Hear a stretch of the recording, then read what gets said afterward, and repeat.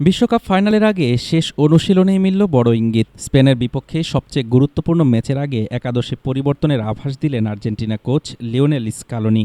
বৃষ্টি আর বজ্রঝড়ের কারণে নির্ধারিত সময়ের ৪৫ মিনিট পর শুরু হয় আর্জেন্টিনার শেষ অনুশীলন।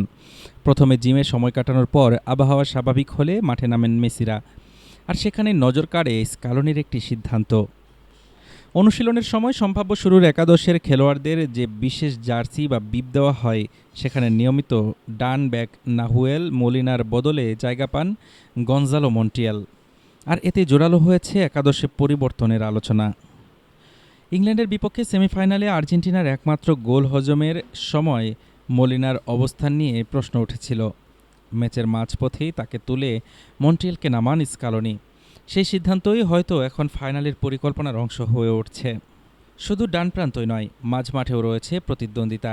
শেষ অনুশীলনে জিওভানি লো সেলসো ও রদ্রিগো ডি পল দুজনই বিশেষ জার্সি পেয়েছেন। তবে বিভিন্ন সূত্রের তথ্য অনুযায়ী শুরুর একাদশে জায়গা পাওয়ার দৌড়ে আপাতত এগিয়ে আছেন লো সেলসো। অন্যদিকে ডি পলকে লড়তে হতে পারে জুলিয়ানো সিমিওনের সঙ্গে। অন্যদিকে বৈরী আবহাওয়ার কারণে স্পেন তাদের নির্ধারিত শেষ অনুশীলনই করতে পারেনি, কিন্তু কিছুটা দেরি হলেও নিজেদের পরিকল্পনা অনুযায়ী অনুশীলন শেষ করেছে আর্জেন্টিনা। এখন সবচেয়ে বড় প্রশ্ন, স্কালোনি কি সত্যি ফাইনালের জন্য চমক রেখে দিয়েছেন, নাকি শেষ মুহূর্ত পর্যন্ত প্রতিপক্ষকে ধোঁয়াশায় রাখতেই এই কৌশল?